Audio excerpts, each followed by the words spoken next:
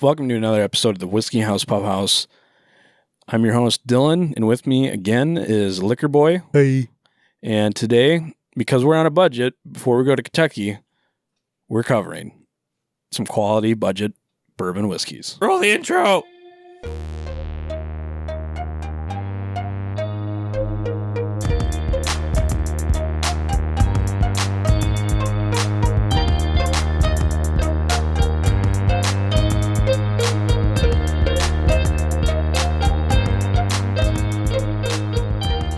All right. Obviously, as stated, today for an episode, we're gonna look at 3 budget bourbons that I think are worth a look at, and we're gonna try them, kind of see what we think. What's your thoughts on this, Liquor Boy? I've had one of them. I don't like it very much anymore. You don't like it very much? Anymore. I mean, we picked these based off price to performance, right? The Two of these you haven't had. Like Zach is to Wild Turkey 101. Zach is also the same way to Wild Turkey 101 as he is to this bottle. Oh, really? Oh, yeah, 100%. I feel like a lot of people are. It's just a good price.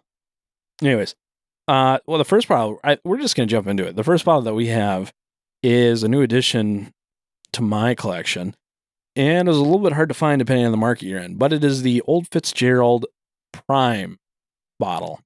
This cost around $12. Yep, $11.99. It's 80 proof, this is the lowest of the selection that we have. But it's, from what I recall, it's not too bad. I've never had it. Let's get into it. Let's open it. Cork pop. Oh. Obviously, because this is a budget selection, the ultimate factor is going to be price and taste. Smells like whiskey. Obviously, these are going to be younger, right? They're going to be like barely 4 years old. In fact, I don't even know if this is 4 years old. It's not bonded, so it doesn't have to be. It's bonded 3 or 4 years old. 4 years.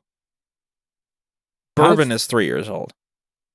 Bourbon doesn't have a time requirement. Oh, that's right. Okay, never mind then. Straight does. Let's see. I thought this had an age on it. 12 months. I want to say it was 3 years. That sounds right. But I forget where it said that, if it does. Anyways, you can smell it. It's like corny, dusty. It smells like Post-it notes. Like the glue on a Post-it note. Yeah, it does. But nothing offensive. Like, there's no nail polish note on it. Not that I'm getting. It's just a corn youth. Yeah, it's very corn forward. But we talked about this a little bit off air. This is, at least from what we can tell, according to some of the sites we found, is wheat of bourbon.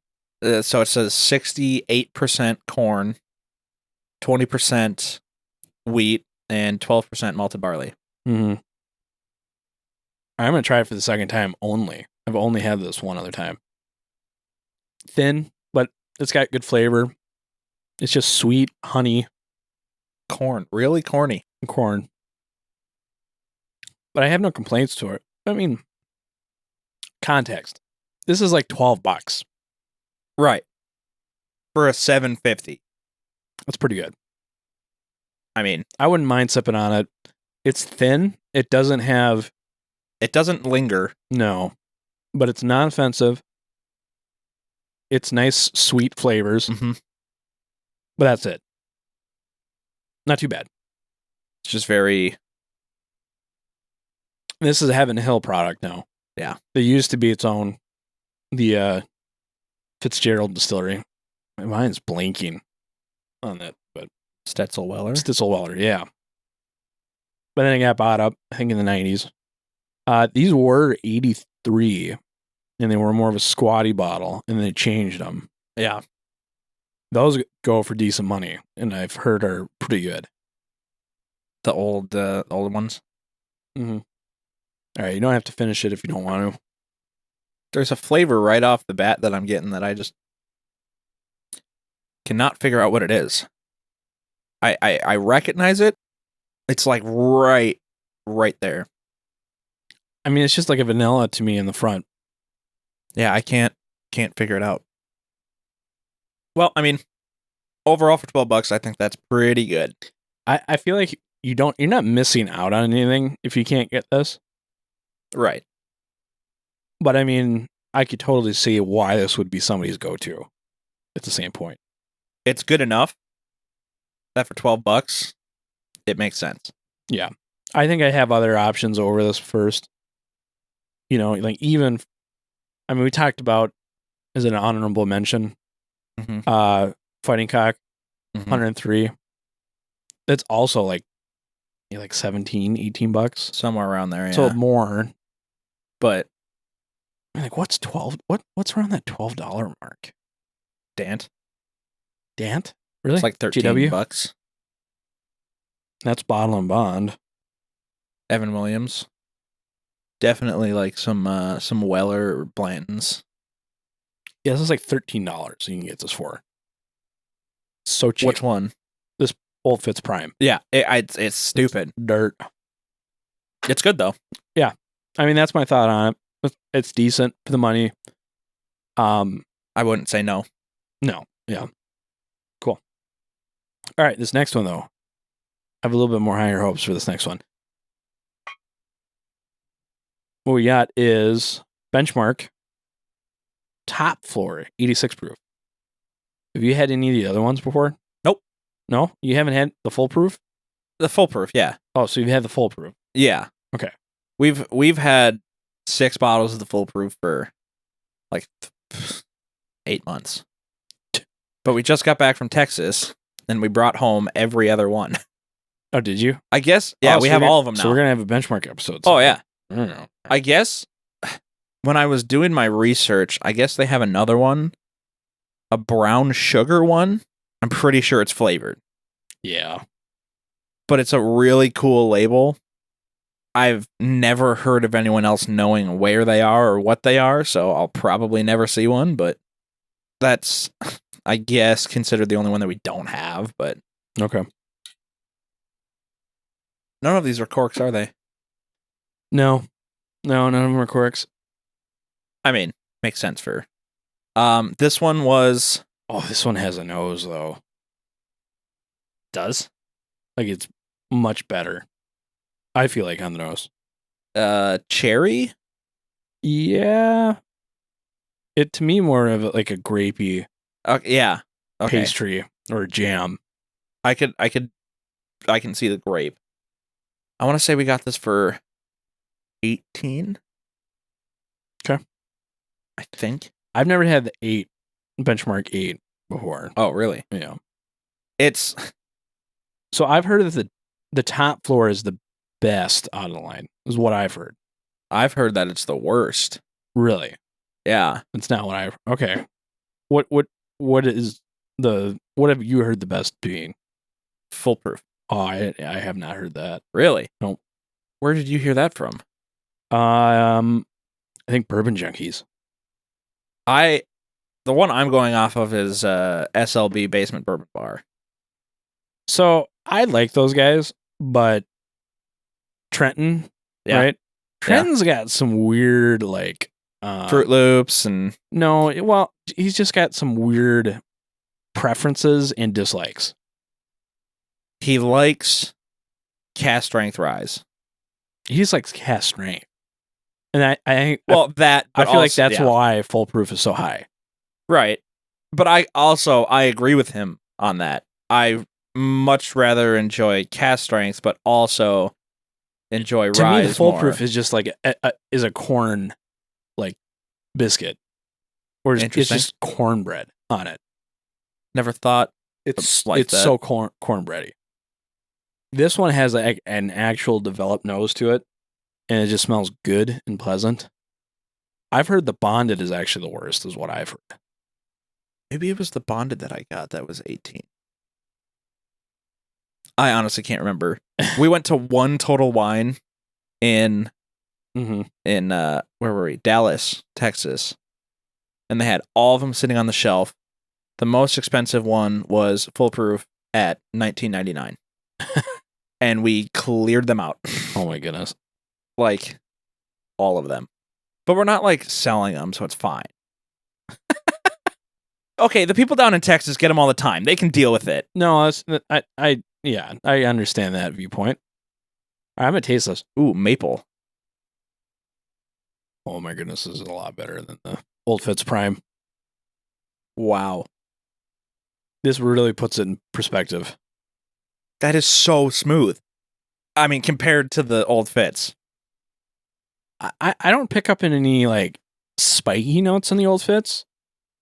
So like to me, this is just as the perceiving of alcohol spikiness doesn't exist to me on either of them. But what this has that the Old Fitz does not have was that mouthfeel and that viscous coating to it. It's really got the side. Oh, so much better. The sides of my tongue. And the finish is present. It was not really present on the other one. The Old Fitz fades so fast. The Old Fitz came to play on the beginning taste. Like it was like boom, sweetness, corn, vanilla. And then it would fade away instantly and leave you with a very watery aftertaste. This is the opposite where it ramps up and finishes stronger. But the mid palate is also way better too. It's super sweet in the middle. It still is just missing a little bit. Like the beginning is not present enough to me to fully enjoy. The grapes there, it does have a little bit of corniness to it, but it's got brown sugar. Yep. And it kind of has a caramely mouthfeel through it. Yeah. Just trying to think, like, I hate when I get those flavors, but I can't figure out what they are. Yeah, I enjoy it. It's good. I'm glad I got 2 of those bottles. This is why I feel like this isn't the worst one. I mean, it's pretty good. That's I need to look up the price on that quick because Can we get this in Wisconsin? No. Where's the closest we can get? Illinois. I know it sucks. I got 2 at home. We'll make them last. I like the top floor is really good. At least this one. I do have the full proof. If we want to compare at the end. I've had so much of we've gone through like 3 bottles of the full proof. Because I mean, we got it secondary kind of. It was yeah. $30. I mean, obviously now we're not gonna pay that much. Oh my goodness. They have an eggnog one too. Yuck. Oh, peach. Top floor. Yeah. MSRP is $19.99. I like it. I mean, that would for $20. Okay, yeah, it's double the price of the like with tax and everything, and it's probably not going to be well, but not looking at tax. I mean, the Old Fitz is $13, right? So it's like $6 more. Yeah, but I mean, the top floor is not always going to be $28. Well, my viewpoint is if $6 is a break for you, then you should just not be buying alcohol. You should, yeah, exactly. Then you have bigger problems, and you need to evaluate your situation. Maybe that means I should stop buying before Kentucky, and maybe just skip the booze. Save up, buy something nice like benchmark top floor. Yeah, like yeah. So I'd say the $6 difference, but the flavor difference. The flavor difference is worth $6. Like, oh, no, absolutely. Okay, I'd pay. I thought you were going. No. I mean, I feel like I'd pay $30 for that bottle. No. 25. Yeah. I mean, compared to some of the bottles, 25 we are in, and you and I talked about this before. We're in early times territory. I've never had early times. Maybe we'll finish with that. Okay. But I mean, $25 opens the door to a lot. A lot. Yeah, that's true. I mean, that's Elijah Craig territory. Yeah. Oh, yeah. Just the small batch? Small batch, you can find them. 25. I came across I could have bought as many as I wanted. $22. Same place.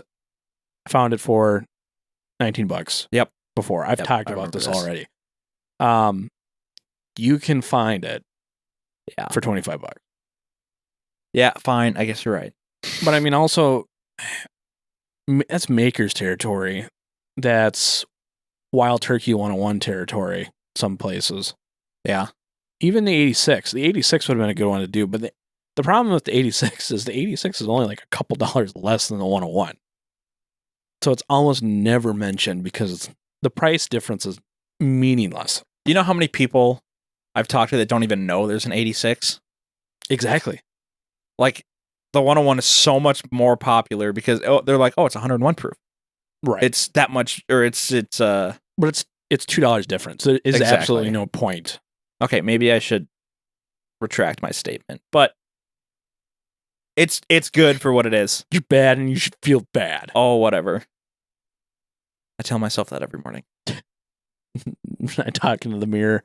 Instead of a pep talk, it's just like, I feel really good and I need to bring myself down. Well, final thoughts on Benchmark? It really puts the Old Fitz in comparison. It makes you realize that the Old Fitz is not that great. Yes, it's only $13, but for $6 more, you can have oof. that much more complexity, and it's probably the biggest difference that I can think of between prices. That's why we're just going to have to try the other benchmarks. Right. Because they're all, I think the most expensive one is the full proof, I believe. The full proof is $125. Yeah, I just had it up. Full proof is $19.99. Oh, okay. The single barrel is $25. Oh, okay.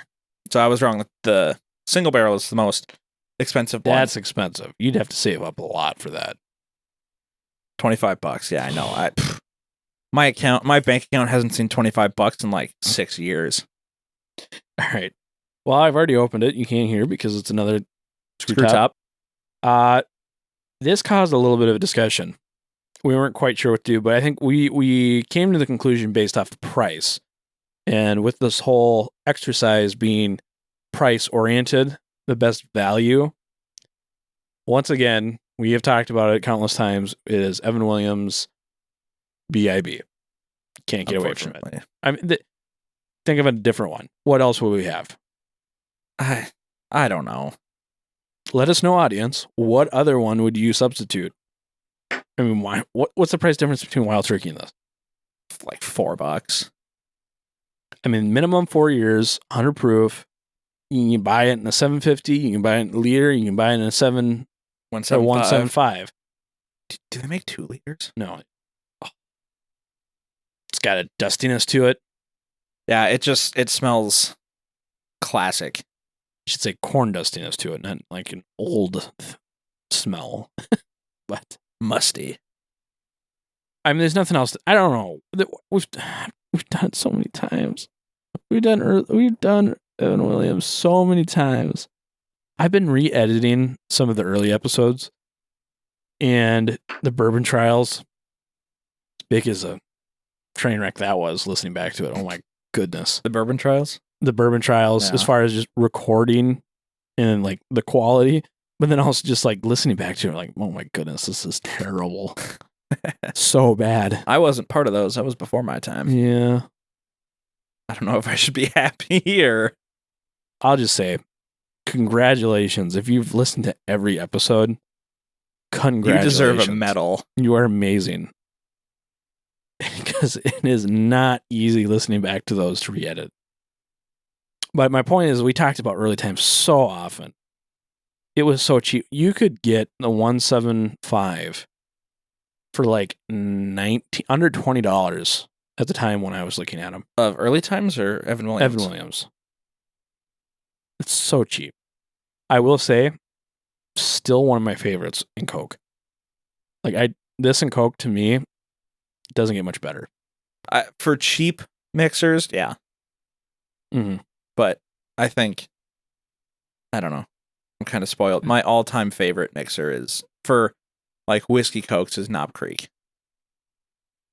I think this would do the same thing, because this has that nuttiness to it also. We'll have to try it then. Yeah.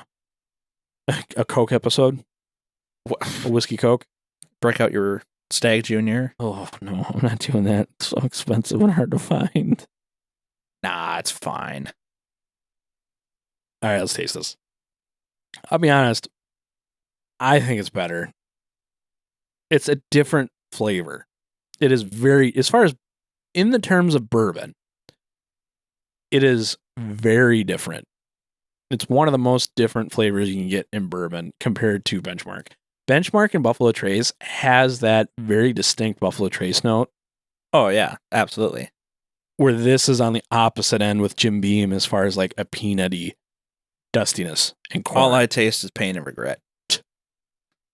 My argument is the value for Evan Williams BIB speaks for itself. It is more versatile in the uses as a cocktail ingredient as well as a daily sipper than Benchmark is. I do not feel you use Benchmark in a spirits forward cocktail as effectively as Evan Williams BIB. Probably not.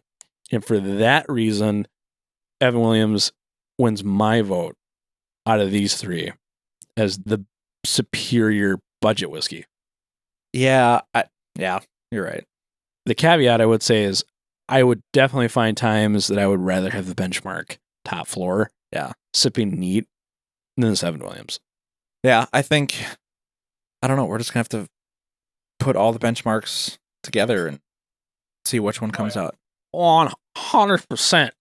So you've never had just the regular benchmark? No. So we're definitely going to have to throw that in there.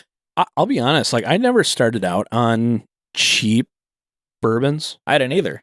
Like when I jumped into it, I jumped into like the lowest end I think was maybe like $17.92 small batch. What is that? $28? Just call it $30. That was probably the lowest. Otherwise I was always Knob Creek. But I was buying the single barrel 120. Yeah, that and I feel like they were I don't remember spending $60 on them. Why, like when I turned 21, I don't remember spending that much. Like I feel like I wasn't spending more than $50 after checkout. But now they're like $65. Oh, yeah. And I don't know if I just never remembered that or if it you just in the last put that part out of your mind. Or if in the last 3 years since COVID, they've jumped up and nobody's noticed it because we've all been looking at Booker's and just other stuff going up in price. Yeah. And we just didn't notice. I don't know. Like, am I the only one? I mean, there's a lot of stuff that's gone up, but I feel like for some reason lately I've been looking, I'm like, man, I do not remember the Knob Creek single barrel 120s being $65. Yeah. Like I thought they were a lot cheaper when I was getting them. And I just haven't got them recently. But I don't know. Not too sure. You're not sure a lot of things. I know. You know what we should do? Is I think we should try something. Maybe a little bit more money, but still possibly a daily drinker. Let's try the Green Rivers. Right now? I think so. We'll call someone. Want to call someone? Let's do it. All right. Who should we call? Let's go. We'll give the whiz. We'll go to the intro and we'll come back. Roll the intro.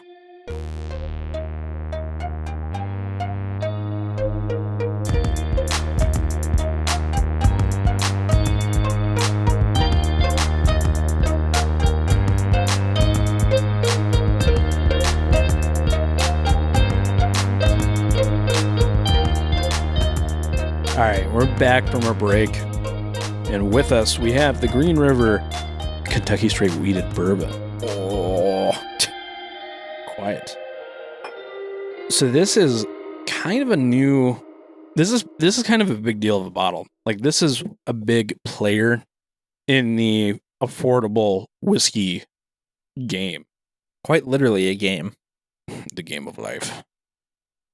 I mean, this is a new whiskey into the in the category with like Maker's Mark, Jim Beam, the affordable ones, and it's nice to have another option.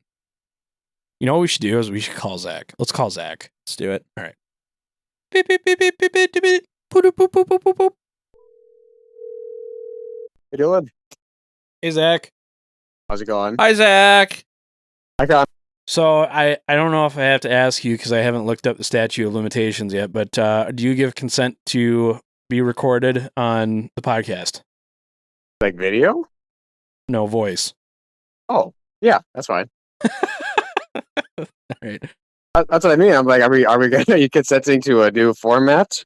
I don't know. I just don't want to. I don't want you to sue me for the rights of the podcast. 100% of it. You know. Okay.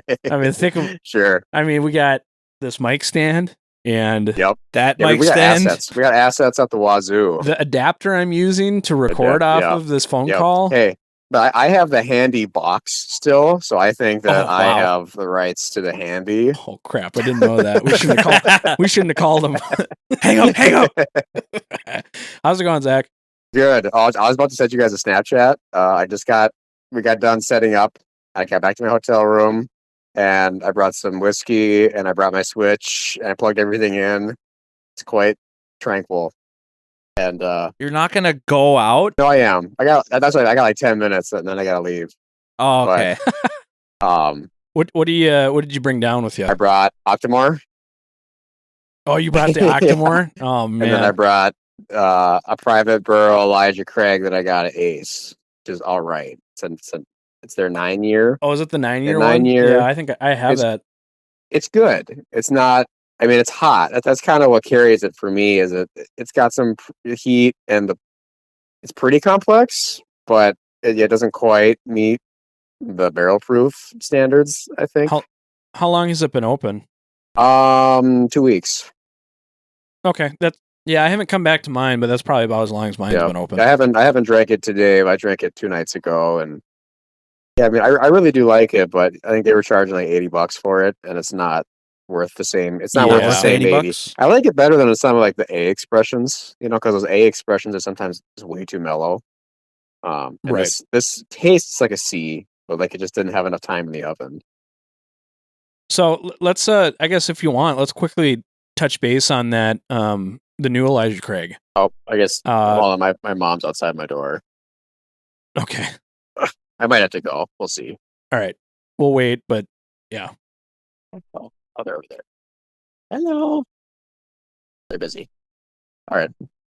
I think I'm good. Okay. Sick.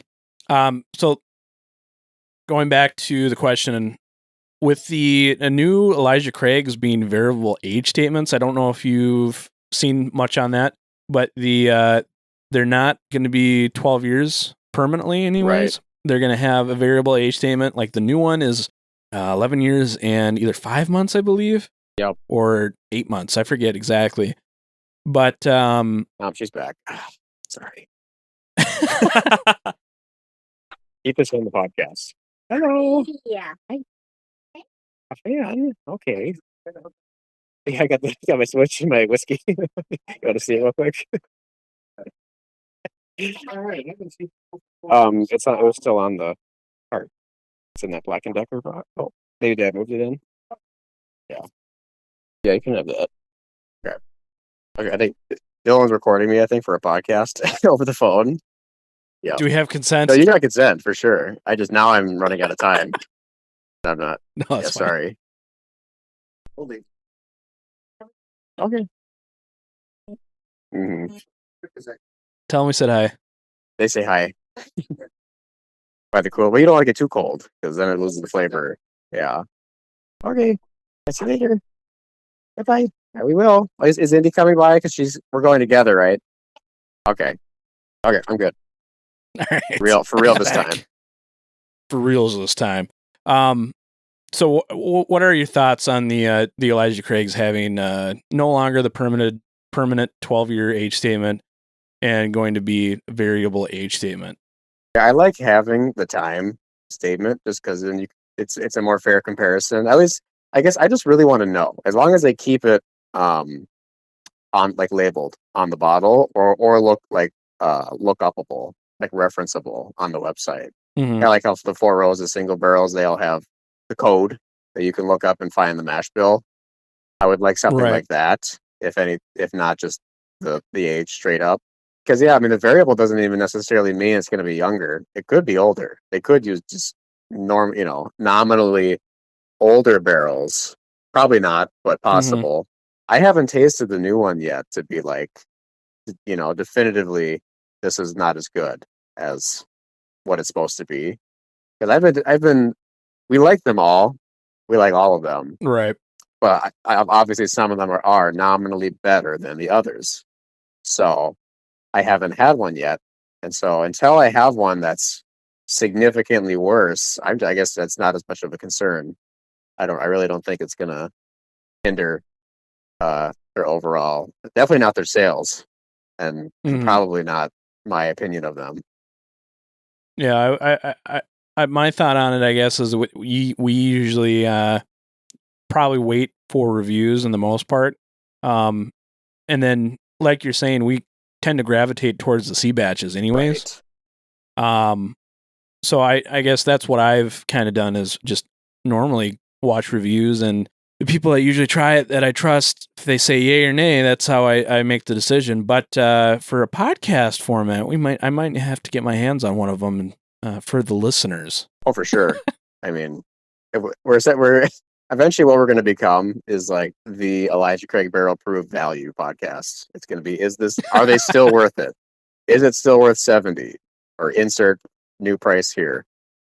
That's kind of what all our is the price going to change with the new stuff? Our high proof episodes turn into. Is it better than Elijah Craig Barrel Proof? Liquor Boy was asking if the prices changed on it. I think they dropped up and then down a little bit. Yeah, I saw. Yeah, and that I'm seeing these private barrels. I already mentioned that, but those are more. Like the private barrels can be more than the barrel proof, and right.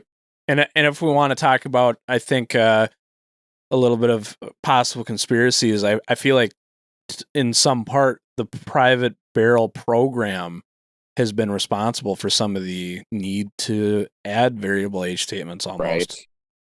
So, yeah, I don't know what the future holds. I'm not too concerned. I'm really not. I think we're going to be just fine. Yeah. Oh, cool. All right, Zach. Well, it's nice talking to you. We'll have to get together again. It's been a pleasure. Well, hopefully this recording turns out. I have absolutely no idea what it's going to sound like until I get it in editing. So we'll find out if we use this. But all right, Zach. Well, bye, Zach. Adios. You too. What a good guy. Oh, yeah. Well, that was our topic on and take on the Elijah Craig age statement scandal.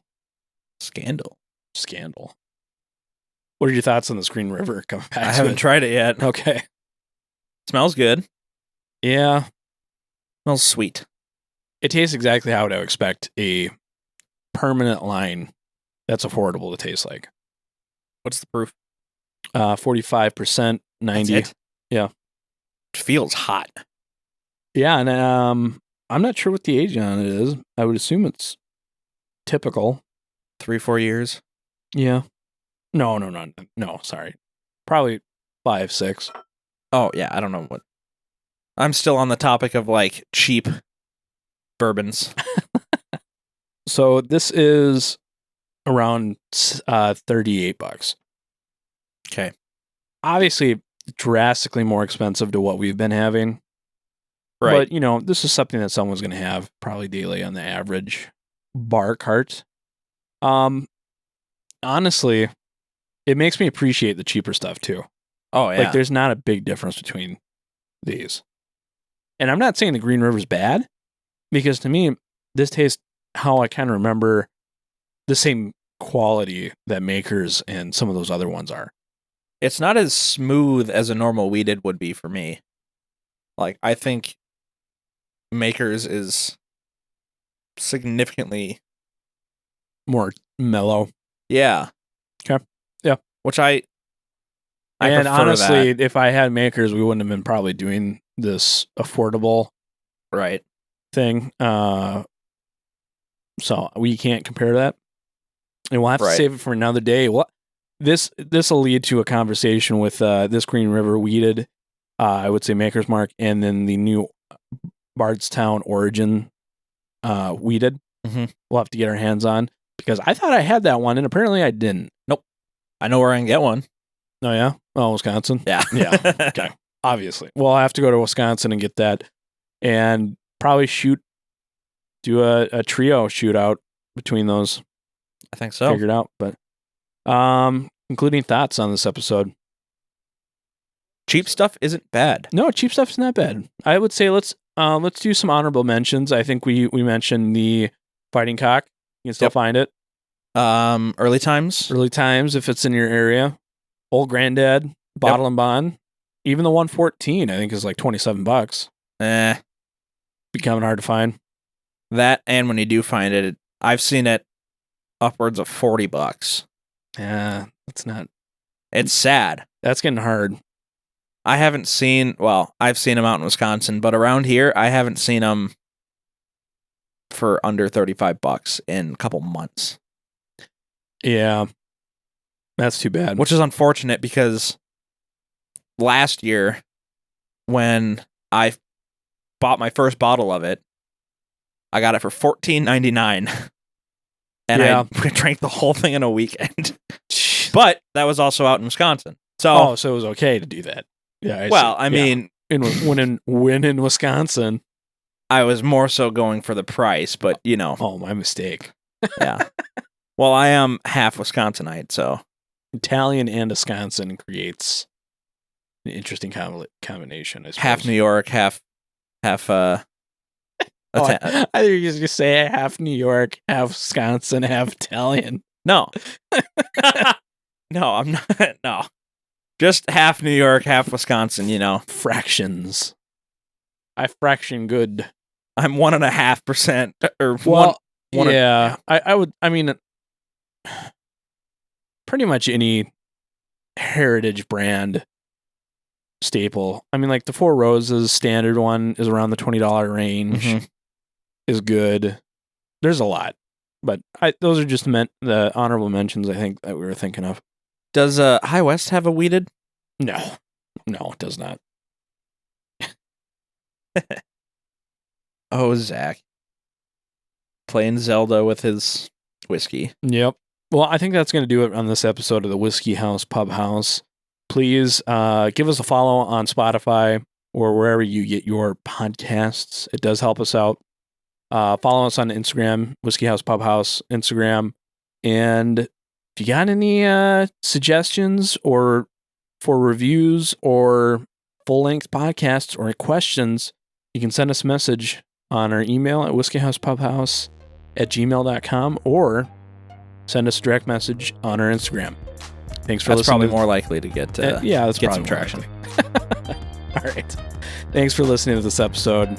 Have a good one. Bye.